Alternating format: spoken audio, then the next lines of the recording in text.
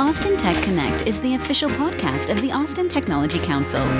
Founded in 1992, ATC exists to help unite the local technology ecosystem and to encourage the spread of community, collaboration, and conversations in Central Texas.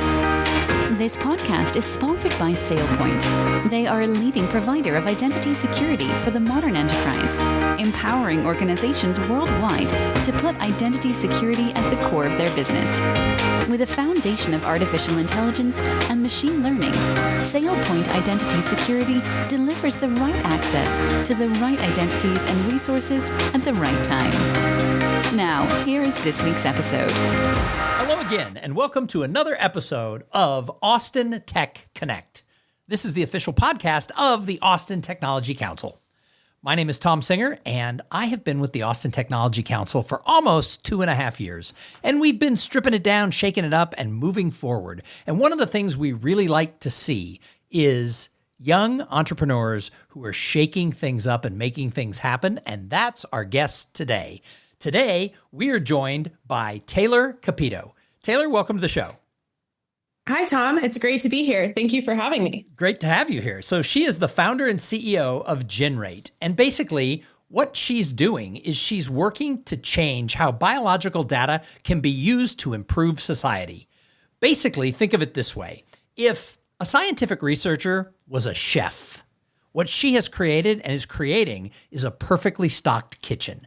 Now, that might be vague. We're going to go a little bit deeper into what that means. But she's really working to make sure that we can enable AI to have an impact when it comes to science and biology and things along those lines. And I was asked the other day in another interview where I thought AI was going to have the biggest impact. And my answer was in medicine and health and science. And I didn't even know Taylor was going to be on the show a few days later. So that was very much serendipity. So Taylor, let's jump right in. But before we talk about that, let's go backwards a little bit. I looked on your bio and you didn't start off in this scientific world as much. You started off working for Cisco. So let's talk about your early career.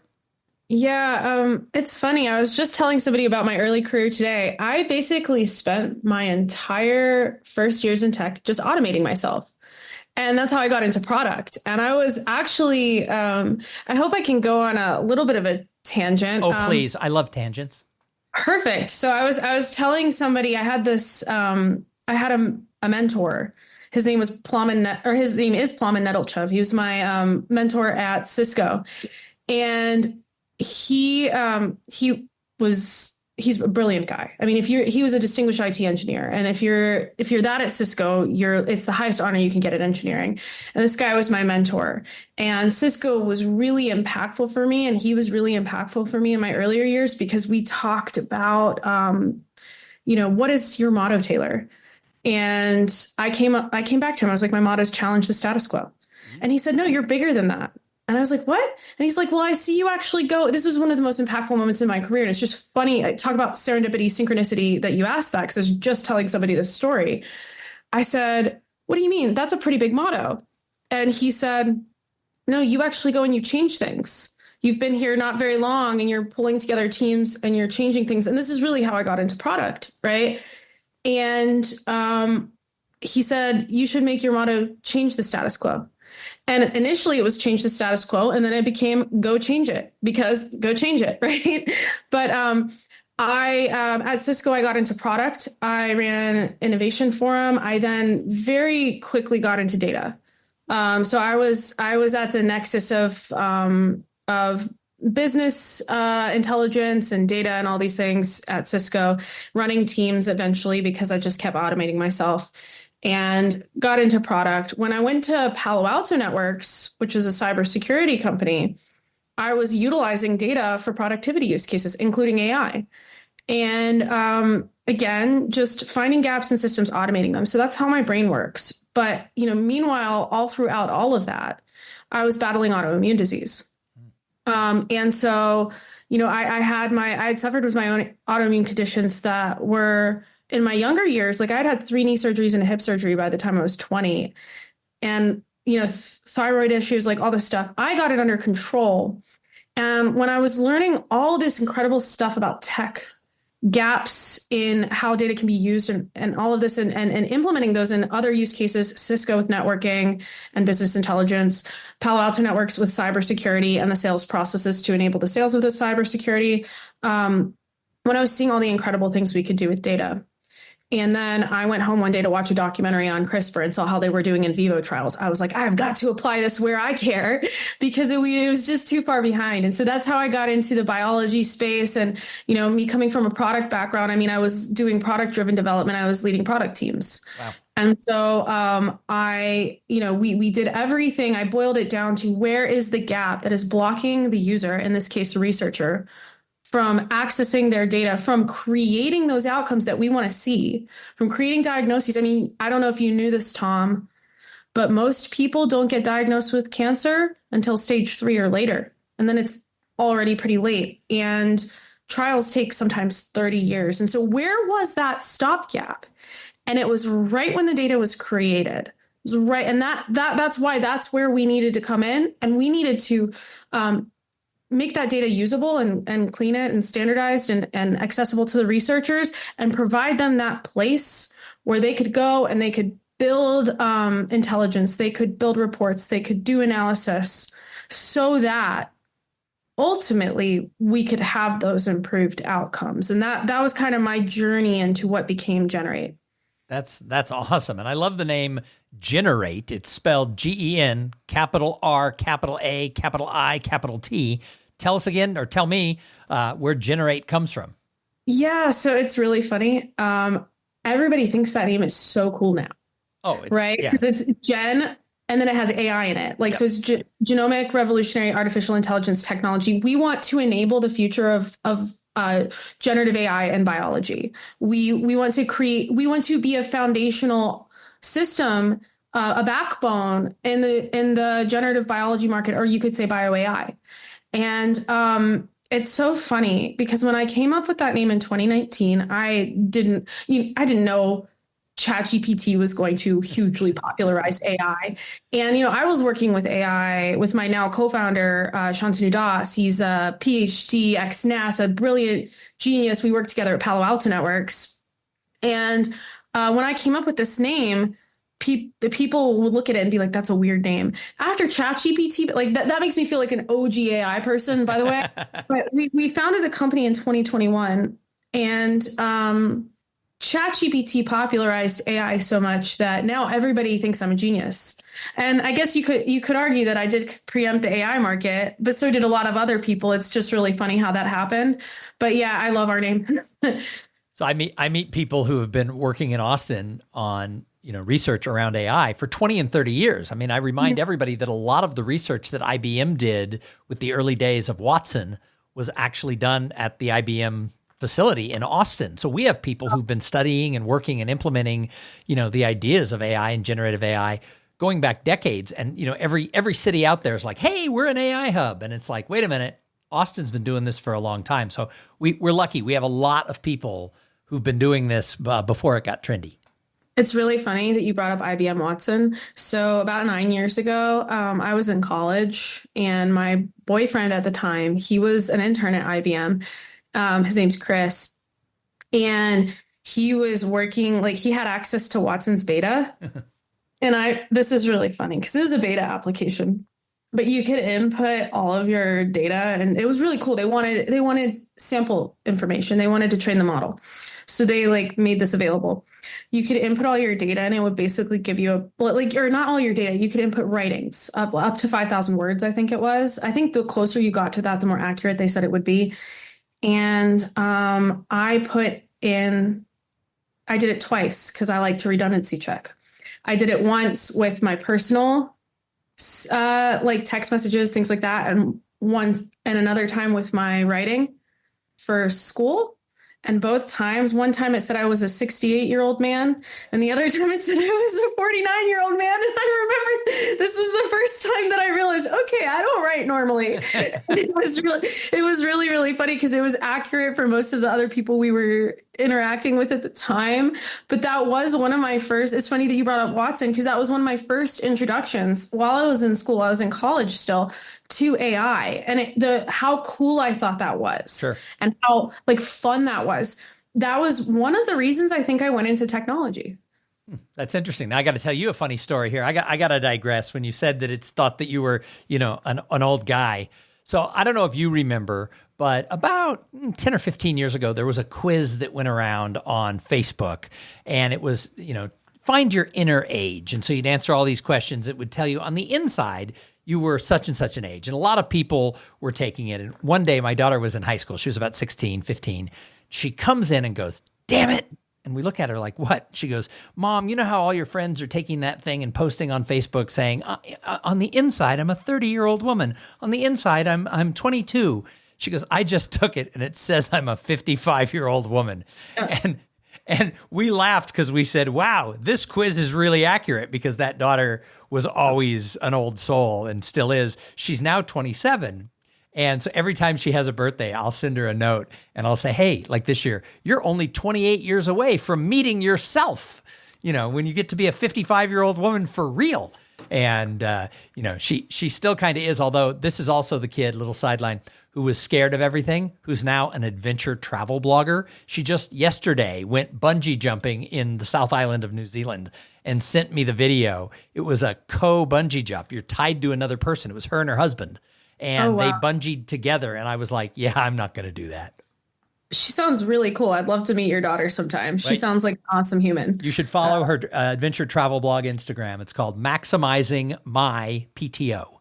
So unfortunately, I don't have Instagram. Well, there you go. You can't follow it. So. Yeah, I deleted all social media except LinkedIn 10 years ago. And then I made when it was still Twitter, a Twitter account a couple of years ago just to have my name. And I started using it in February.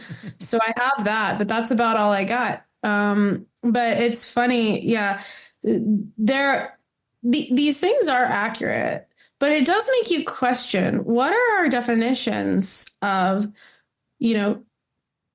people and what sets these criteria? You had, I think, asked me before about, being a woman entrepreneur and things like that. I mean, I'm very proudly a woman, even if the IBM Watson says I have personality traits of a 69-year-old man. So it's like one of those things that's funny. We kind of set these constructs, but AI does help us structure and label them. It's really fascinating. So I remember this use case, like it came out with this whole wheel of your personality traits. I don't remember what they all were, but I was in the 100th percentile for authority challenging. Go figure. I'm an entrepreneur, always kind of trying to find the new way to do things. My motto is go change it, right? Because a lot of people, they see problems and then they don't do anything. And so my personality is very much like, go do something, change it, right? And I joke that entrepreneurs are the forcing functions for change on society. But I'm still very much a woman, not a 68-year-old man. So it's like I actually have been doing a lot of thinking about women leadership versus like male leadership styles, and how there's a symbiosis. Like we really should be not thinking separately, like men versus women or us versus them, or getting angry. Like I think there's this narrative of people getting mad at each other, like men feeling neglected, women feeling like they haven't had a place in society for a long time. And I think that there are gaps. I think that there are gaps where women leadership should be. And I think women, like a lot of our traits as women of being collaborative and nurturing and things like that, makes for a really great style of leadership that doesn't detract anything from the male style of leadership. And there is a gap there in how organizations run if you don't have diversity, right? If you don't have both. And so it's kind of interesting and funny how we categorize and distinguish these things, because actually we get the best. It's like instead of 1 + 1 = 2, 1 + 1 = 3. You create new value when you put the different styles together. And so I've been talking to people about this a lot. Yeah. Well, you bring up a really interesting thing kind of off on another tangent, but I actually have always sort of believed, and before the studies showed it, that diversity makes us stronger, right? But now all the studies show that companies who have diverse boards, teams that have and diversity is a lot of things. It's not just men and women. It's not just race, but it's where you were brought up. It's the cultural styles that you have. It's age. It's where how you studied, what levels of degrees. When we have a lot of diversity, all the studies show that people do and companies do a lot better when they're exposed to that. And I was recently asked to speak at a women's conference, and I said, "You do realize I'm an old man? I'm a 58-year-old guy." And the woman who was planning the conference said, "If you ever see a conference that just has women on the stage, that's as bad as a conference that just has a bunch of old white men on the stage." And she said, "When I plan conferences, I make sure that we're not just catering to any one demographic." And she says, "I've always done this before it was trendy." And she was a meeting planner who was about my age. She'd been doing it for a long time. And she said, "I always made sure that I had a lot of representation on stages because it just makes for a better conference." And I'm like, wow, that's fascinating that 30 years ago, she was thinking about that. Yeah. I mean, balance and different opinion. Like if you can get consensus with the different opinions, you're going to be far more likely to get a balanced solution. One that people like to cite Nash equilibrium a lot in terms of, cooperative politics and things like that. Well, I like to think about stag hunt, which is essentially like it's a game theory principle. If you have a bunch of people that work together, they can hunt a stag and feed everyone for a week. Mm-hmm. If one person goes off on their own and hunts a rabbit, they'll eat for a day, and the rabbit's way harder to skin. So think about that analogy. It's like either way you're going to get food, but you get the bigger prize if we work together. And I actually think that when we're talking, especially in today's age and circling back to technology and AI and all these amazing, incredible things, there is an abundance of problems. I mean, we hear it on the news every day. That's all we hear. That's all we hear. All the problems, all the negative, people dying, this and that, right? There's a lot of problems. We talked about, in health and medicine, there's a lot of problems, my industry. No one person, no one company is going to solve all of those problems. If we can work together and have mind share, we can all live longer, healthier lives. If we keep working in silos, we almost ensure that either it's going to take much longer or we won't reach a solution. Or the solution will be much smaller, which is like what we're seeing today in a lot of industry. But we're seeing that change. We're seeing that shift because technology is making more global collaboration possible. And so contrary to what you see on the news of all this negative horizon, and I see this here in Austin all the time. It's so exciting because people really do collaborate in Austin, as compared to when I lived in the Bay Area. You see, you can really see the potential on the horizon of how exciting the future could be with the technology that we have. Imagine you didn't have to, you didn't have to go to the doctor because you got notified before you got sick. Imagine that, you could walk outside in the morning and, for those people who are in cities and we had, smarter cities with trees all around and no trash. This is a future that if we all work together, automation and AI can build. Well, I say it all the time. If people listen to this podcast, they get tired of it because I bring it up all the time. But the motto of our local university, of the University of Texas at Austin, is what starts here changes the world. And I think that motto, obviously it's a copyrighted motto. We can't steal it, but I think we should steal it as a community. That should be all of Austin. What starts here changes the world. And I think what you're doing with your company is changing the world. So I don't want to spend too much time on sort of a commercial for what you're doing, but I said it in the introduction about how you're creating this idea that if the researcher was a chef, you've got the fully stocked kitchen. I need you to describe that because it's beyond my pay grade. Yeah, so there's a type of researcher in particular we're helping right now, and they're called a bioinformatician. And these are the people that basically digitize biological data.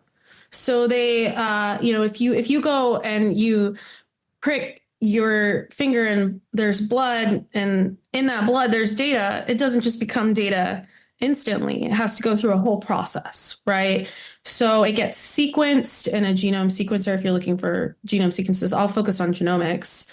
Although there's all types of other data that you can get, like chemistry panels, metabolomics, RNA. But in this case, we'll do a genome sequence. So in your cells is DNA, and it has to get extracted. So it has to run through a hardware, a sequencer, and out comes data. But before that data makes it anywhere into the hands of a researcher, it has to go through all these processes and pre-analysis and standardization flows. Today, there's this whole Rube Goldberg system. And for people who don't know what a Rube Goldberg system is, a Rube Goldberg contraption, it's like the most complicated way to do anything. So like you might have seen, maybe it was in Flubber with Robin Williams, where he had Rube Goldberg systems to like make his toaster go off and stuff. It's like you have a ball that rolls into a domino, that rolls into this, that rolls into that, and then it pushes a button and then it turns on your toaster, right? It's like the most complicated way to turn on a light bulb, right? So this is like what scientists are dealing with today when they want to make use of their data. They're sending in, we have a customer that sends physical hard drives in the mail and then has to have a whole like IT department person just to upload the physical hard drives into their cloud and then initiate an integration from the cloud or from their local like on-prem clouds like cluster system into public cloud like AWS, and then they have to join it to an Excel sheet, and then it has to go through wrangling and processing that the bioinformatician manages before they even get to create an analysis or report or do any research or hypothesis testing. And this is like 90% of their time. So this is the Rube Goldberg system. This is the most complicated way to turn on the light, right? And we're the Philips Hue app, right? So this is the fully stocked kitchen. All the stuff is there. It's preloaded. They have the data. It comes off the machine. It goes through all the processing. It gets attached automatically to metadata based on scripts and rules that they provide. It lands in our system where they have the tools to analyze it, and they can create additional pipelines and workflows there in our system, package them, deploy them, and hand them over to a guy who doesn't even know how to code, right? And that's what they can do in GenRAIT. And it's really nice if you're a researcher, because then you get the time to ask questions and form hypotheses, create new analytics reports. Create, if you're a really tech savvy person, create methods and models, right? And so the goal that we have is to transition that role from one where somebody who went into school wanting to be a scientist has to do annoying, redundant operational work to clean data, and that also is prone massively to human error and data loss and all kinds of things, all kinds of problems that they have to deal with all the time.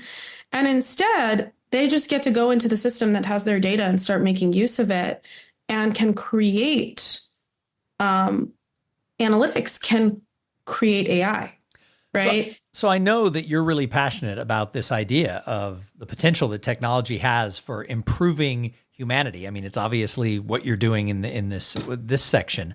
Let's go deeper into that beyond even your company. What do you think the gains are going to be where we can take all these complicated systems, not just in the research you're talking about, but in everything around science? Where do you think the biggest gains are going to be, and how are we going to improve humanity, and how long is it going to take? Ooh, that's okay. So if we look at what's going on in the world right now, and we look at actual statistics, right? And I'm going to go negative in order to go positive. Okay. So in America, the like average lifespan is decreasing, morbidity is increasing, chronic disease is on the rise, and people, there's not enough information unless you're really, really skilled.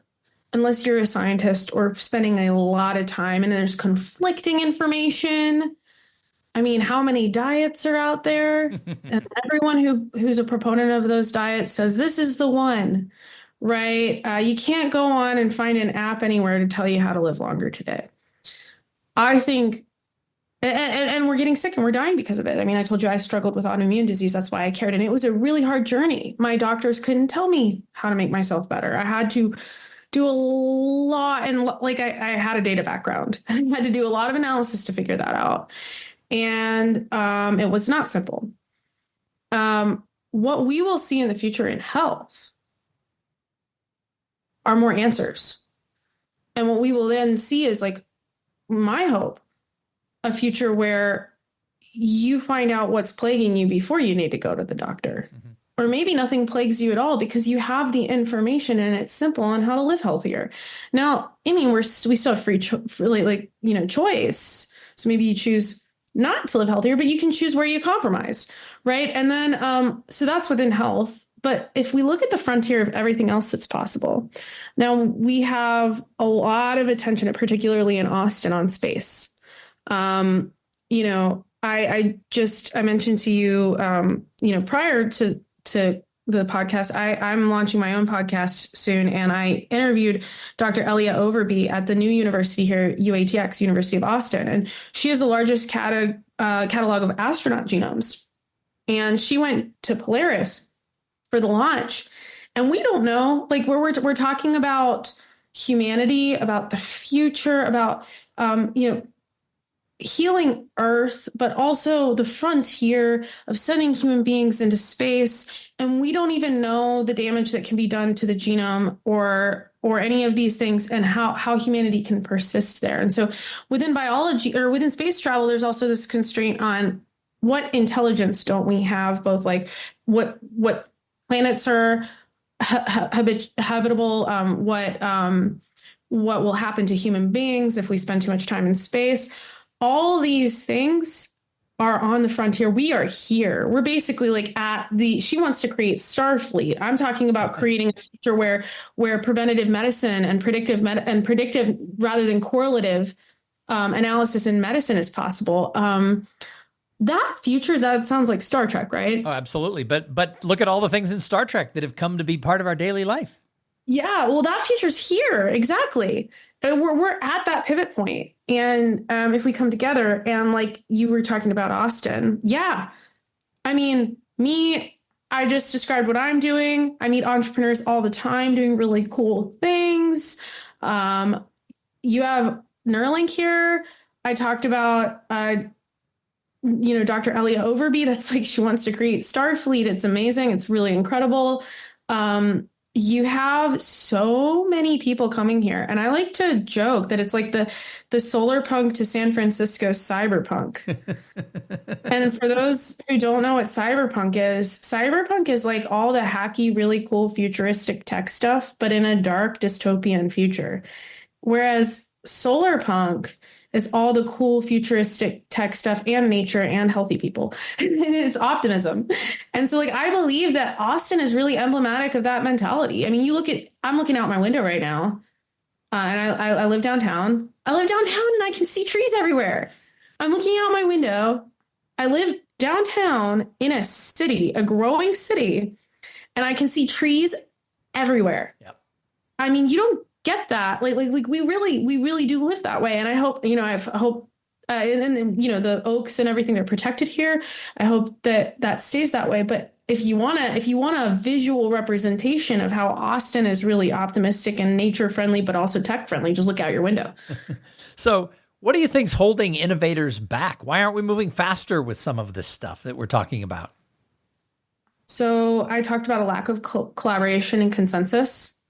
Right. I do think that in many cases, there's this us versus them model.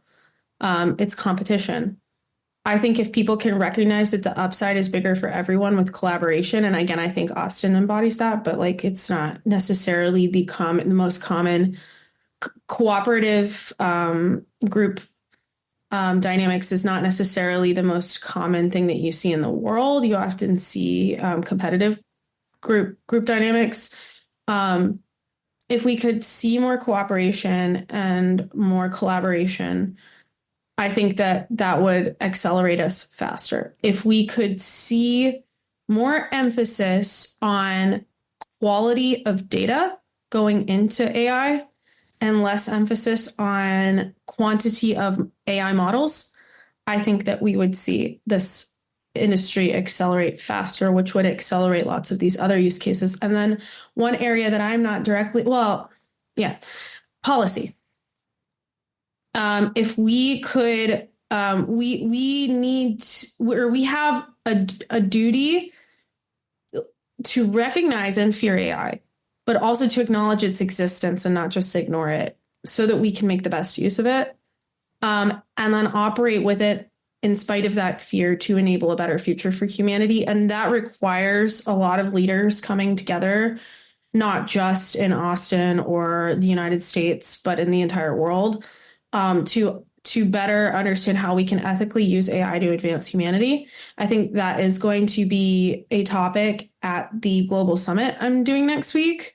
But I do believe that policy is one of the things holding us back. Well, and I'm worried about bad policy, right? So the Austin Technology Council is part of an organization called TECNA, the Technology Councils of North America. And what a lot of people don't realize, they look at our little organization and they think, yeah, whatever. But this organization, TECNA, has been around for 3 decades, as long as the Austin Technology Council. We're not even the oldest. People think we're like, because we're Austin, we have the oldest technology council. Well, there's 100 independent technology councils in North America. About 66 of them belong to this organization, TECNA. And I was at a conference and they had CEOs from about 40 of them there. And they had us line up by how old our organization was. And Austin was on the older half, but there were still 10 or 12 cities that were represented that had older tech councils than we had. And it's TECNA is a lobbying group, and they lobby Washington, D.C. on behalf of things that are important to small and mid-sized growth-oriented companies. It turns out that most of the things that take place policy-wise in D.C. are lobbied for by the 6 biggest tech companies, and that's great. But it's not always the same things that are important to companies like GenRAIT or others. So, we're part of this group that really focuses on that. And AI's in every policy committee, call I sit on, avoiding bad policy. We only deal with national issues, but TECNA got involved in the California AI law. We actually voted to get involved with a statewide one for that one issue because it wasn't good policy. I mean, it was well-meaning, but, you've got people who don't necessarily understand it who are passing laws. And, of course, the governor vetoed that, which was good. But, we need to be paying attention as a tech community, not just Austin, but nationally, to what are the regulations? Because if we get overly regulated and we cede this to China or other places, then the U.S. is going to be playing catch up, and it's going to be harder for us to lead the collaboration of the world if we're not in a strong position. So you touched on an issue that's near and dear to my heart. It's a really fine balance. And yeah, absolutely. So I always give the example of, first of all, I love that you're doing something about it and you're trying to band people together and change the policy while still not getting consumed by that. Because that's hard to do. But and this is, I guess, kind of like a call to action. Anybody listening to this, collaborate with people. If you hear stuff on this podcast and it sounds like something that you agree with, go and take action. That's one thing that we could do to, people need to be speaking up, doing things, and then we'll over time outvoice, or at least be able to co-voice, hopefully even collaborate with those top 10 biggest tech corporations that you were talking about, their lobby groups. Hopefully we can band all together. Even they should be part of the discussion, but it should be a discussion, right? Mm-hmm. So that's number one. And so it's awesome that you're doing something. But number two, I tell people all the time, in the case of biology, obviously my brain's going to be fixated on biology, but all the worst things that you can think of, like people say, oh, are you going to enable Gattaca? It's already happening. Embryo selection is already happening, and we don't have enough data. So they're selecting out, embryos that have genes for autism. Well, I have genes for autism. I think I add value to society. It's like they're selecting out things that we don't understand, and it's already happening. So more data is not going to harm us. Regulating the ability to get that data, to your point, I mean, people in China CRISPR'd babies.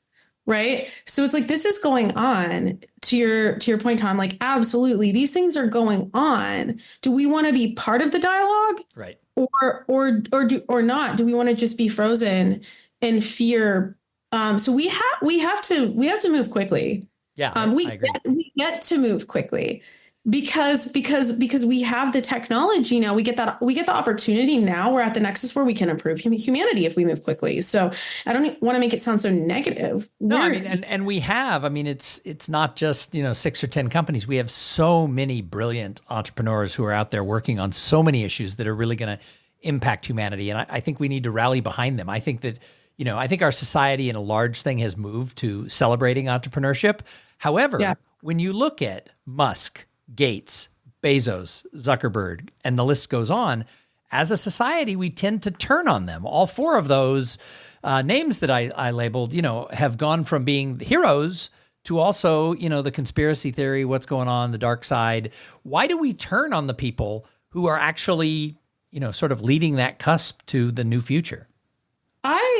Okay, so I got in an argument, and I talk about this on my other podcast. This might just be one of my themes that I talk about these days. Like, I got in an argument with somebody the other day, and they were talking about Elon, and they were saying something about Elon ruining Twitter. And I said, he wouldn't have even gotten involved in Twitter if people just let him do what he wants to do and go and colonize Mars. And then the person he would have been too busy colonizing Mars. Exactly. He felt that his ability to do that was impeded and threatened. And so he's doing what he needs to. He's a doer. He'll do what he needs to do to get what he needs to get done. And he feels that to save humanity, we have to create humanity's backup in space, and we have to start pioneering outside of this planet because it's at risk, right? And that's his feeling. And so he'll do it. And so I think we punish people for being doers because we don't want to look in the mirror. And there's a little bit of a nihilism in that. So I got the same person. And this person is like, they'll know who they are if they ever hear any of these, and then they'll just like live in infamy. But I'm not gonna give a name. We're not gonna ask for names. No, yeah. The same person then said to me, like, but haven't you heard the argument that like if like the solar systems that are out in space are so beautiful and humans are just gonna destroy them? And I looked at him and I said, that there are like infinite solar systems out there. There's infinite star systems, and maybe not infinite habitable ones, but there's trillions, if not infinite stars. We don't know how many. And if humanity dies, because we're the observer, if humanity dies, who is going to observe the beauty of the universe? Who's going to observe the beauty of those solar systems? And he had no argument. It's like nobody. What's the purpose of it's like that whole saying, if a tree falls in a forest and nobody's there to hear it, does it make a sound? I mean, it makes sound waves. Are they ever perceived? Do they ever lodge onto something to record them? Like, so if trees are technically living things. So you could argue, some people now have looked at the mycelium, which is the fungi network. It's amazing. It's amazing what I've read about it. Yeah, as being consciousness for plants. So that's still consciousness. Like Earth is conscious.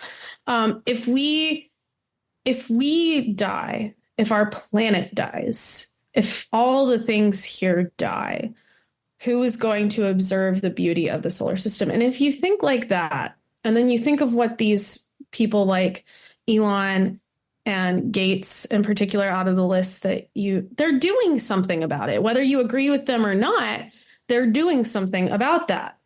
And so if you don't agree with what they're doing, go do something different.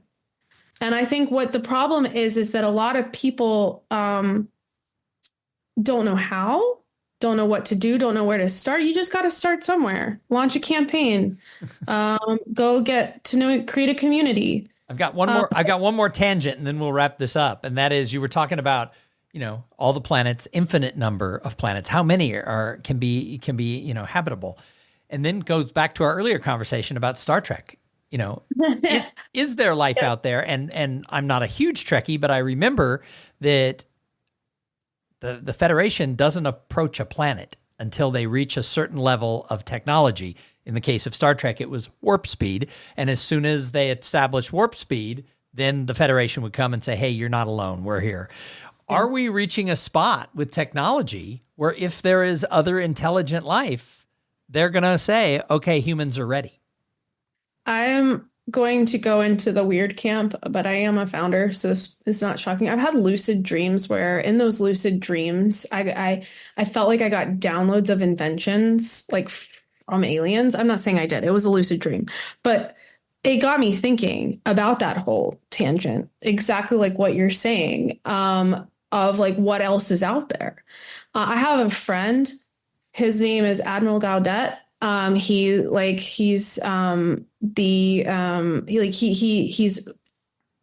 admiral and works with NOAA, believes that we've already been made contact with, and that, extraterrestrials are on the planet waiting to talk to us, probably having technology underneath our waters. There's a whole camp, like you said, of people that believe that we're nearly there. I think that the universe is so vast. It's so vast, and consciousness is so much more interconnected than I think we give it credit for. We talked about synchronicity earlier, like how much, we could go down a whole rabbit hole on that. But I believe that the universe is so vast that the odds that there is no other consciousness out there, is much smaller than the odds that there is. And I do think it's possible that we are reaching a threshold where if it knows that we exist, it would want to contact us soon, because we're getting to the point where we're beginning to do space travel at a larger scale. Yep. We're getting to the point of AGI, like, not being a far-fetched sci-fi novel anymore. It's nearly here, if you believe what some people are saying now. And we're creating these technologies that could have massive implications to consciousness. And so I believe that if there was a collective of extraterrestrial species, when we hit that and we could become a part of that dialogue, they would reach out. Nice. I'm kind of hopeful. And if any extraterrestrials are listening to this podcast, they can reach out to Taylor and I. We're ready. I can't speak to everybody else, but we're ready to hear. We're ready to hear from you. So give me more downloads, please. That's right. No, I'm just kidding. That's right. I'll take a couple of downloads. That's good. Last question. I already know the answer. We've already touched on it. You're bullish on the future of our technology community here in Austin, right? Absolutely. So as we work on kind of using the Austin Technology Council to sort of reunite the community, because now we're so big, there is no one sort of place, and there shouldn't be one organization that dominates. I say ATC should be like a thread that runs through the whole community, because sometimes we got to pull on that thread and bring people together. What can I do? What can our community do to go change it? What do we need in this community from ATC? We need to, we're close in San Francisco. One thing that they got going for them are all these institutions like what ATC is trying to build. And what they do is they break down silos. Show up. We need to help people be aware and show up.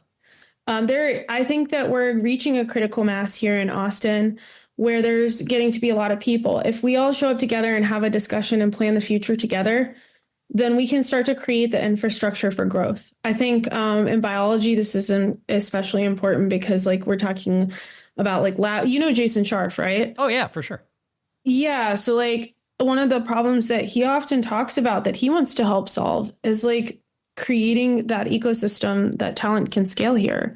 So we should get together and talk about what's missing. I mean, you talked about UT, the universities. We know that universities supply talent. How can we gear that talent in the direction of new innovation and maybe drive some of the coursework that they teach there? It's all about unification. If we have people solving different problems in related industry, can we puzzle pieces hook up together to create a more holistic, we talked about 1 + 1 = 3 scenario here in Austin, and then the rest falls into place. But it really does depend on people getting together. So I guess if we could drive a discussion on how to create that infrastructure, to pull people together and to work together, maybe Nice. create programs, then we would grow faster. That's going to be one of our discussions at next week's Austin C-Suite Summit and Industry Think Tank. Last year, we had a section that lasted about 45 minutes where people sat around and talked about issues. And on the surveys, it was the number one best part of the day. So we're making it half the day this time on October 28th. So sadly, you will be speaking in Saudi Arabia and won't be able to be there on the 28th, but hopefully a lot of other people will be joining us, and we will be talking about exactly that. And I'm going to title this episode, I think, Breaking Down Silos, because I think that's sort of been a theme that you've had over the course of the last 45 minutes, is the importance of everybody coming together, not just for the work that you do, but for society as a whole. So I think we're going to call this one Breaking Down Silos. This has been a unique and interesting interview. I don't think ever before have we talked about the human genome, generative AI, Star Trek, diversity, and the movie Flubber, all in the same interview. So we covered a lot of ground over 45 minutes. So thank you, Taylor. Any final words? No, I'm really bummed I won't be there next week. I really enjoyed last year, and I was one of those survey participants that said that was the most fun part. So vicariously through this podcast, I get to be there. Hopefully, that's awesome. I'm really excited that the synchronicity happened, Tom, that gave you the ability to talk about Flubber. Yes, there you go. See, it's and actually, I think that the one you cited was the remake of Flubber. I think there was an older one. I think there was a movie like in the 60s that was remade with Robin Williams. But I'm just that much older that I remember. It's probably like Dick Van Dyke or somebody like that. So. Oh, wow. Well, I've never seen the older one. I'll have to go watch it. I have a soft spot for Robin Williams, though. Doesn't everybody? He was a national treasure. Absolutely. So, well, Taylor, thank you so much. Thank you, Tom. This was great. I appreciate it. And thank you to everybody who tuned in and listened. You know what? Every single week, we're trying to bring interesting people to this podcast so that you can connect and understand who makes up our tech ecosystem. So please check it out every week and make sure you're sharing this podcast with everybody in your company, because the Austin Technology Council, we're a grassroots organization. We can only exist because of you, the grassroots. We'll see you next week right back here on Austin Tech Connect. Thanks for listening to the Austin Tech Connect podcast. Make sure your company is a member of the Austin Technology Council and add your voice to the future of our tech ecosystem in Central Texas.